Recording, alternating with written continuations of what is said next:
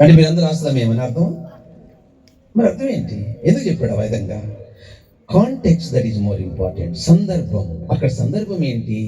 నిత్య జీవనకు వారసుడవుడుకు నేను ఏ మంచి కార్యము చెయ్యాలి. అయ్యా నేను ఏ మంచి చేస్తే నాకు పరలోకం వస్తుందని అడిగాడు ఇతను.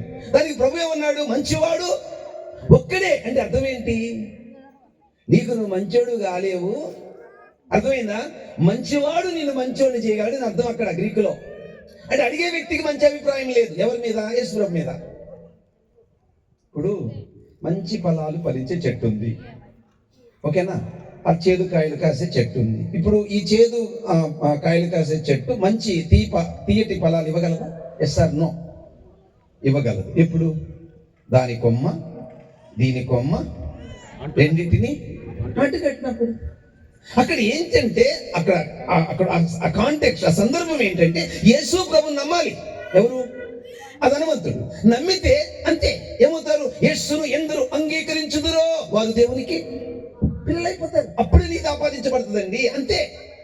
యేసు ప్రభును నమ్మిన ఒక్క సెకండ్లోనే పరలోక సుప్రీంకోర్టు మనకి ఇచ్చే జడ్జిమెంట్, మనము నీతిమంతులుగా తీర్చబడ. దొంగ అలాగే పరలోకం వెళ్ళాడు, కానీ మనం వాళ్ళు వెళ్ళట్లేదే. ఇంకా భూమి మీద కొంతకాలం ఉంటాం మనం.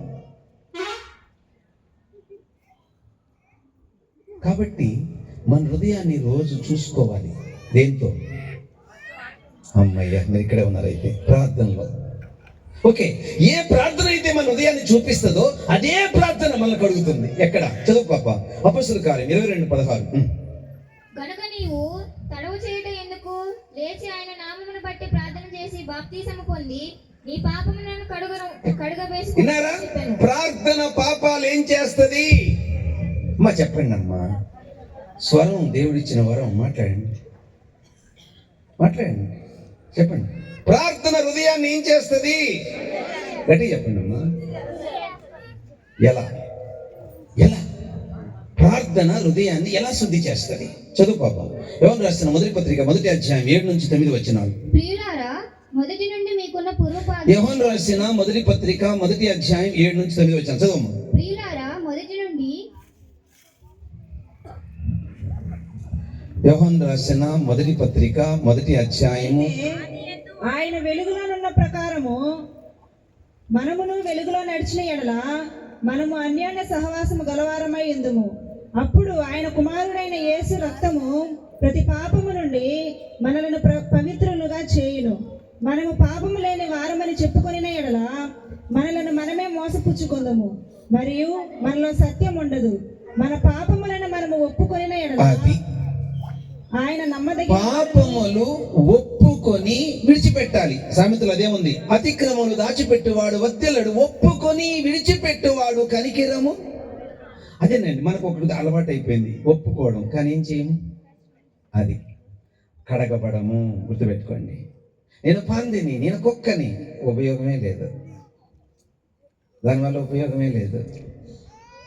మన హృదయం కడగబడాలి అని అంటే ఒప్పుకున్న దాన్ని విడిచిపెట్టాలి. అప్పుడు హృదయం కడుగుతాడు యేసయ్య. అక్కడ ఉంది.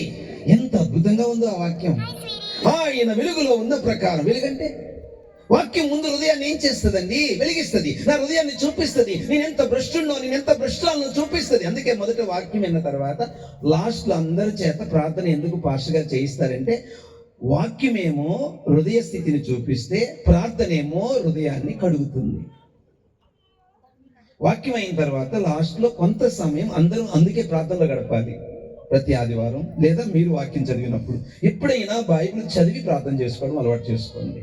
బైబిల్ చదివినప్పుడు ఏమవుతుందంటే మన హృదయం మనకు వాక్యం చూపిస్తుంది. మీరు ప్రశ్న వేసుకొని బైబిల్ చదవాలి. ఈ వాక్య భాగం నన్ను ఏమడుగుతుంది? నేను దిద్దుకోవాల్సిన పొరపాటు ఏంటి?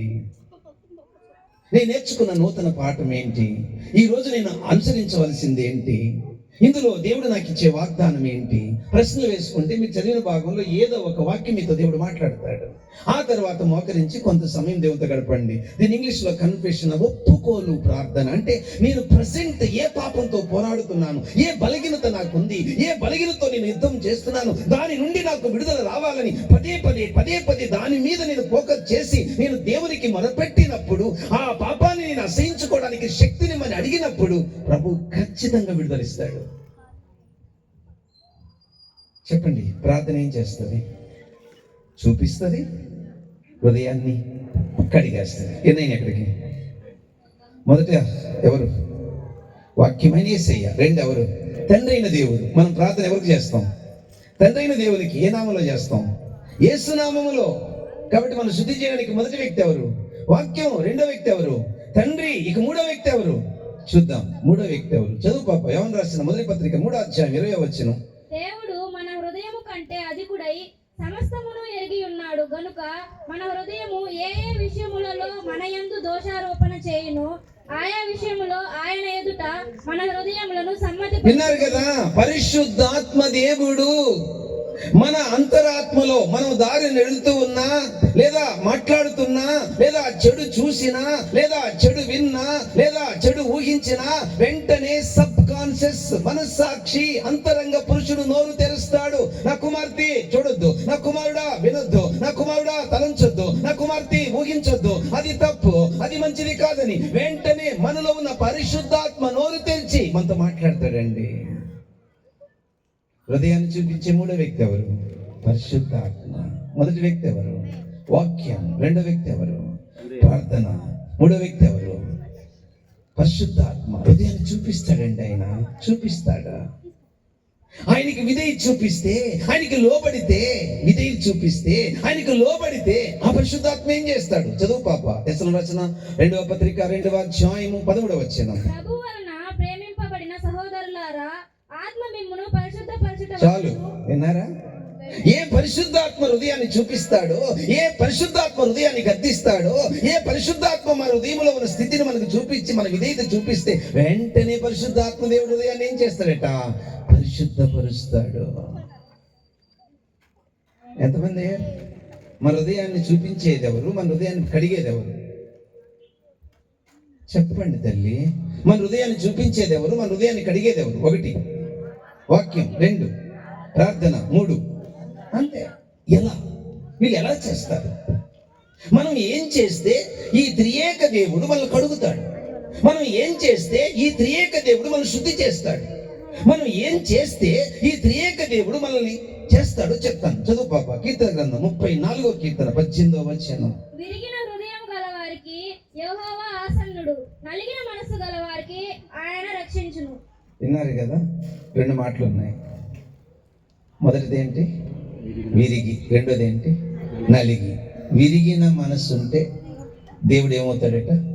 ఆసన్నుడు. అంటే పాపం వల్ల దేవుడు ఏమయ్యాడు? మనం దూరం, అంటే ఆయన రిలేషన్ దూరం అయిందని అర్థం అక్కడ. అంతేగాని మనలో చెడిపోయాడని అర్థం కాదు. నేను తర్వాత చెప్తాను దాని గురించి. వినండి. మనము ఎప్పుడైనా తప్పు చేస్తే వింటున్నారా? దేవుడికి ఏమైపోతాం? మనం దూరం అయిపోతాం. బాగా వినండి. ఆ విషయము ఇప్పుడు నేను ఫస్ట్గా విన్నాం కదా, వాక్యము, ప్రార్థన, ఏం విన్నాం కదా. నేను నిజంగా పాపాన్ని అసహించుకుంటున్నాను, లేక పాపంపై నాకు మనసు విరిగింది అంటే దాని అర్థం దేవుడు నాకు మళ్ళీ ఏమయ్యాడు? దగ్గరయ్యాడు. అంటే పాపం వల్ల దేవుడు నాకు ఏమవుతున్నాడు? దూరం అవుతున్నాడు. పాపంపై నాకు మనసు విరిగితే మళ్ళీ దేవుడు ఏమవుతున్నాడు? వినండి. తర్వాత మాట ఏముంది అక్కడ? ముందేమో విరగడం, తర్వాత ఏముంది? నలగడం. నలుగుడు అనే మాటకు అర్థం ఏంటో తెలుసా? మనం ఏ విషయంలో దేవుని దుఃఖ పెట్టామో, ఏ విషయంలో దేవుని బాధ పెట్టామో, ఏ విషయంలో దేవుని ఏడిపించామో మళ్ళీ ఆ తప్పు మనం చేయకుండా ఉండడానికి. అందుకే చూడండి, మత్తయి సువార్త 5వ అధ్యాయంలో దుఃఖపడువారు ధన్యులు, వారు ఓదార్చ బడుదురు. అది గ్రీకులో చదివితే ఈ రోజు దుఃఖపడ్డాను ఆగిపోవడం కాదు. నా లైఫ్ లాంగ్ నేను ఎక్కడెక్కడ ఏ ఏ విషయాల్లో దేవుని బాధ పెట్టానో ఆ సందర్భాన్ని గుర్తు తెచ్చుకొని, దేవా ఒకప్పుడు నేను అలా పడిపోయిన స్థితిలో నుంచి నువ్వు నన్ను లేపకపోయి ఉంటే నా గతి ఏమై ఉండేది? నా స్థితి ఏమై ఉండేది?